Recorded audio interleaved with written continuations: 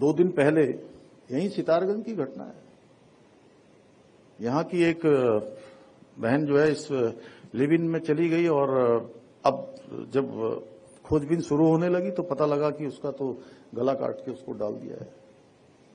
जानकारी न होना ये बहुत बड़ा असुरक्षा का कारण है। और उन माता पिता के बारे में भी सोचिए जिनके बेटे बेटियां उनके बच्चे लिव इन में रहते हैं, पता नहीं लगता है, लेकिन जब उनके साथ घटना हो जाती है तो उनके माता पिता के पास भी सिवाय जीवन भर रोने के, सिवाय जीवन भर पछताने के, दुख मनाने के कोई भी जो है रास्ता उनके सामने नहीं होता है।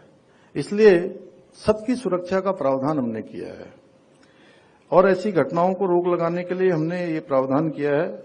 इसके साथ ही यदि लड़के या लड़की की उम्र 21 वर्ष से कम है तो उनके माता पिता को भी, सहमति को भी उनका अनिवार्य किया गया है इसमें। और लिव इन का रजिस्ट्रेशन होने के बाद रिश्ते में कोई विवाद होता है, महिला साथी को कानूनी तौर पर गुजारा भत्ता प्राप्त करने का भी अधिकार मिलेगा। इसके साथ ही इन संबंधों में जन्मे बच्चों को भी, उनको भी वैधानिकता मिलेगी। उनके भविष्य का भी प्रावधान किया गया है कि वो संपत्ति में उत्तराधिकार के पात्र होगा।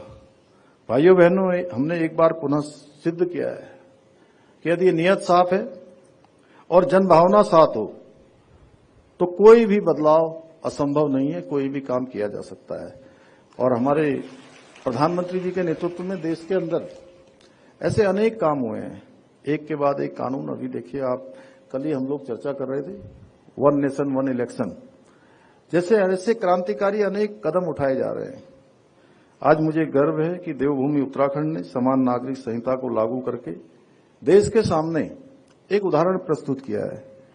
समान नागरिक संहिता जनसंघ के जमाने से ही हमारी वैचारिक संकल्पों का एक महत्वपूर्ण अंग रहा है, क्योंकि ये कोई साधारण विषय नहीं है।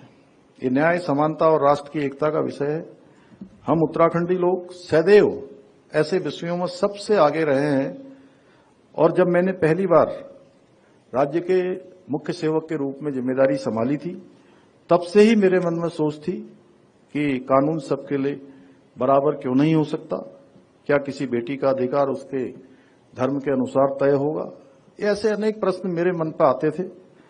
आखिर कब तक इनको उत्तराधिकार मिलेगा या विवाह का न्याय अलग अलग तराजू पर तोला जाता रहेगा?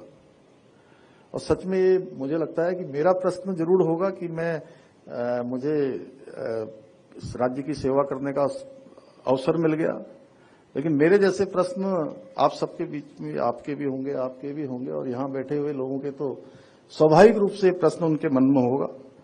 और हमने इन सवालों का जवाब सिर्फ विचार का विषय ही नहीं माना, बल्कि आदरणीय प्रधानमंत्री जी के मार्गदर्शन में जन संवाद और सहभागिता के माध्यम से उत्तराखंड की मिट्टी में उतारने का कार्य भी हमने किया है।